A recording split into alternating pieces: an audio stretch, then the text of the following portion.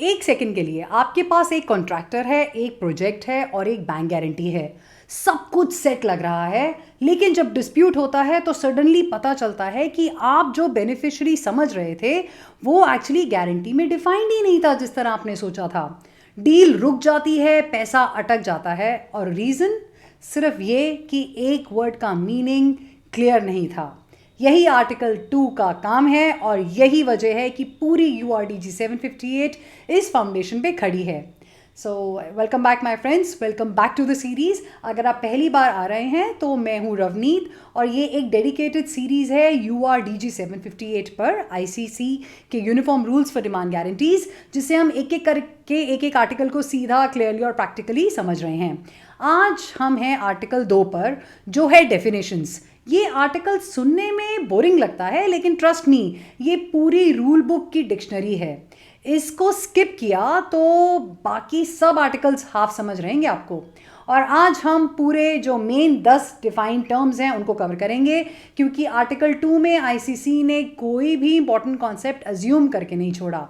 तो चलिए शुरू करते हैं। ICC ने URDG 758 पब्लिश किया 2010 में और इसने 1992 वाली URDG 458 को रिप्लेस किया। ये रूल्स तब अप्लाई होते हैं जब कोई गारंटी एक्सप्लिसिटली इन्हें इनकॉर्पोरेट करती है, मतलब पार्टीज को एक्टिवली कहना पड़ता है कि ये गारंटी URDG 758 के अंडर गवर्न होगी।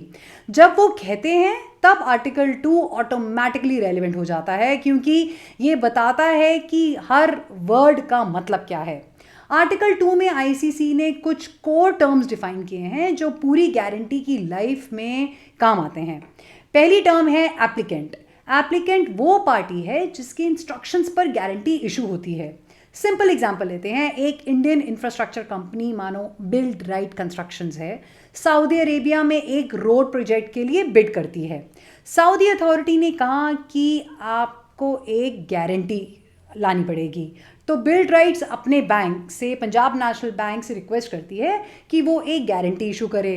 इस ट्रांजैक्शन में बिल्ड राइट है एप्लीकेंट, वो प्रोजेक्ट का कॉन्ट्रैक्टर है और गारंटी उनके बिहाफ पर इशू हो रही है। दूसरा इंपॉर्टेंट टर्म आता है बेनिफिशियरी। ये वो पार्टी है जिसके फेवर में गारंटी इशू होती है, यानी जिसको पेमेंट मिलेगी अगर गारंटी का डिमांड प्रेजेंट किया जाए। हमारे एग्जाम्पल में Saudi authority the project owner beneficiary है। अगर बिल्ड राइट अपना काम पूरा नहीं करती तो सऊदी अथॉरिटी बैंक के पास जाती है और पेमेंट मांगती है। बेनिफिशियरी को डायरेक्टली प्रोजेक्ट कंप्लीट करने से कोई मतलब नहीं होता, उन्हें सिर्फ ये कंफर्म करना होता है कि कॉन्ट्रैक्टर ने डिफॉल्ट किया। तीसरा टर्म है गारंटर। ये वो बैंक या फाइनेंशियल इंस्टीट्यूशन है जो गारंटी इशू करता है और पेमेंट की कमिटमेंट देता है। हमारे केस में पंजाब नेशनल बैंक गारंटर है। गारंटर की एक की कैरेक्टरिस्टिक याद रखिएगा कि वो एक इंडिपेंडेंट ऑब्लिगेशन लेते हैं, यानी उनकी लायबिलिटी अंडरलाइन कॉन्ट्रैक्ट से अलग है।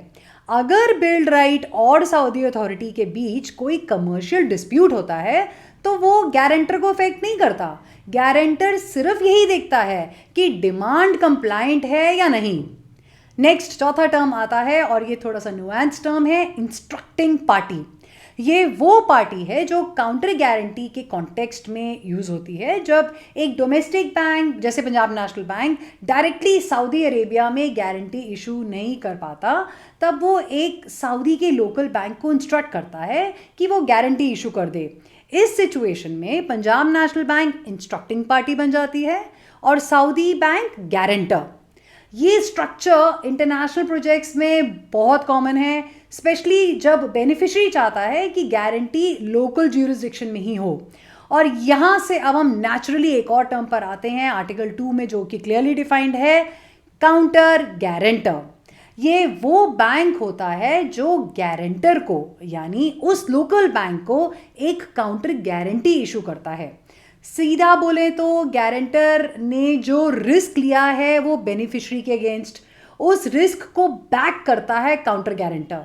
वापस हमारे एग्जाम्पल में अगर जाते हैं तो पंजाब नेशनल बैंक ने सऊदी लोकल बैंक को इंस्ट्रक्ट किया कि वो गारंटी इशू कर दे।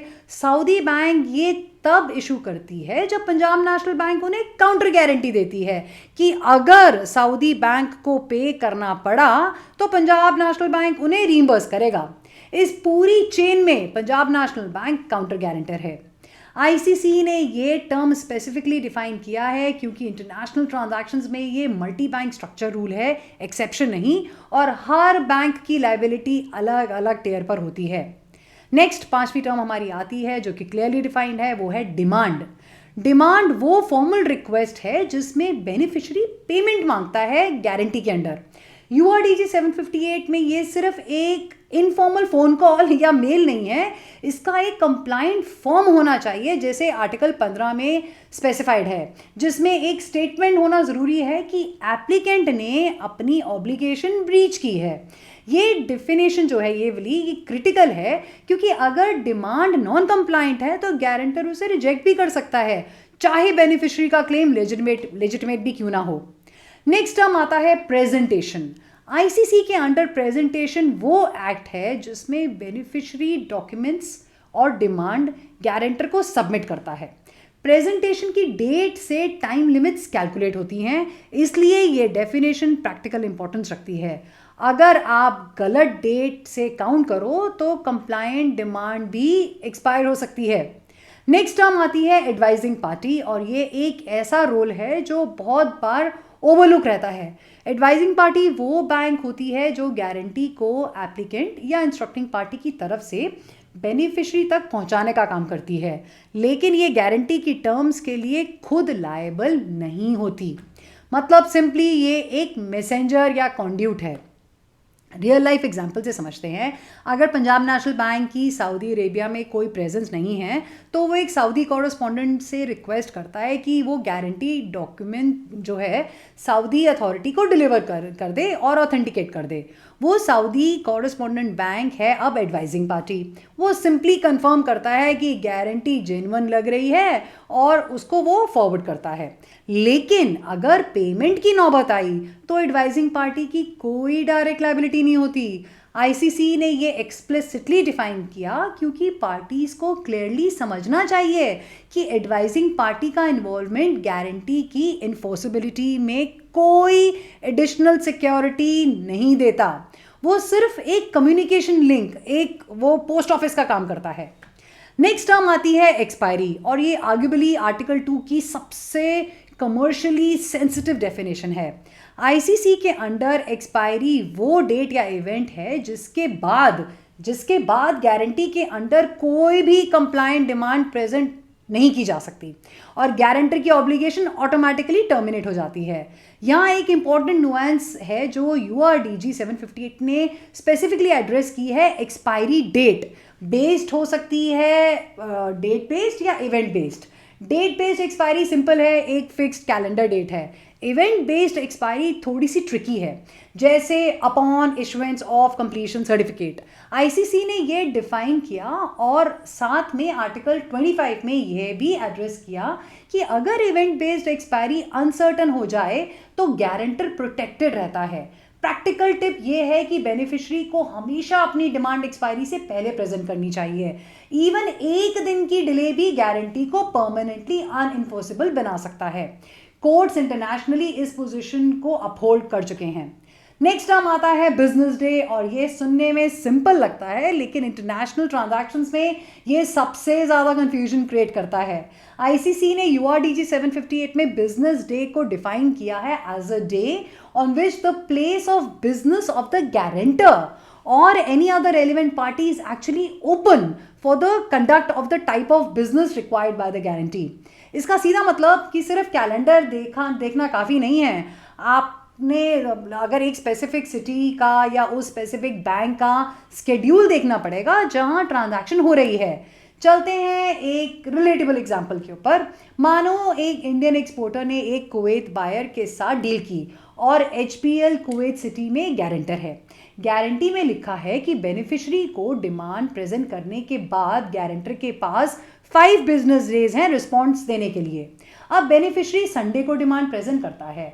कुवैत में वर्किंग वीक संडे से थर्सडे होती है, फ्राइडे और सैटरडे वहाँ वीकेंड होता है, तो संडे एक्चुअली पहला बिजनेस डे काउंट होगा कुवैत में। लेकिन अगर वही ट्रांजैक्शन मुंबई में होती है तो संडे एक नॉन बिजनेस डे होगा। सेम कैलेंडर, अलग बिजनेस डे काउंट। ये प्रिसाइसली वो जगह है जहां क्रॉस बॉर्डर डिस्प्यूट्स पैदा होते हैं। और एक और लेयर है इस डेफिनेशन में जो आईसीसी ने डेलिबरेटली इंक्लूड की है, पब्लिक हॉलीडेज। अगर गारंटी की एक्सपायरी डेट एक ऐसी डेट पड़ जाती है जो गारंटर की लोकेशन पर पब्लिक हॉलीडे है, तो वो डेट बिजनेस डे नहीं होगी और डिमांड उस दिन प्रेजेंट करके कंप्लायंट नहीं माना जाएगा। आईसीसी का ये पोजीशन आर्टिकल 14 और आर्टिकल 25 में भी रिफ्लेक्ट होता है। प्रैक्टिकल टेक अवे ये है कि जब भी तुम किसी गारंटी में टाइम सेंसिटिव डेडलाइन देखो, सबसे पहले काम यह करो कि गारंटर की सिटी का हॉलिडे कैलेंडर चेक करो। सिर्फ अपने देश का कैलेंडर देखना एक कॉस्टली मिस्टेक बन सकता है। तो इस एपिसोड का मेन टेक अवे ये बनता है कि आर्टिकल 2 एक ग्लॉसरी नहीं है जिसे तुम एक बार पढ़ के भूल जाओ। ये एक रेफरेंस पॉइंट है जो हर बार आपको रेलेवेंस दिखाता है यूआरडीजी के हर क्लॉज, हर प्रोविजन के अंदर। तो इन टर्म्स को अगर हमने क्लियरली समझ लिया हो तो मतलब कि हमने यूआरडीजी 758 में एक्चुअली अब हमें समझ आनी शुरू हो चुकी है। अगला एपिसोड होगा हमारा आर्टिकल 3 पर, विच इज़ इंटरप्रिटेशन, जहां आईसीसी एक्सप्लेन करता है कि इन रूल्स को कैसे रीड करना चाहिए जब लैंग्वेज एम्बिगुअस हो या सिचुएशंस नॉवल हो। वो भी एक प्रैक्टिकली इंपॉर्टेंट आर्टिकल है, स्पेशली फॉर डिस्प्यूट रेजोल्यूशन। तो तब तक के लिए अगर ये वीडियो आपको हेल्पफुल लगा हो, so my earnest request, do like, comment, share and subscribe, and do share it with your other colleagues who are into the trade finance और जहाँ पर इसका प्रैक्टिकल यूजेज होता है। I hope you all like this video. Do like, comment, share and subscribe to my YouTube channel Ravneet Knowledge Bites, जहाँ मेरी एक short knowledge bite gives you a powerful insight. Thank you.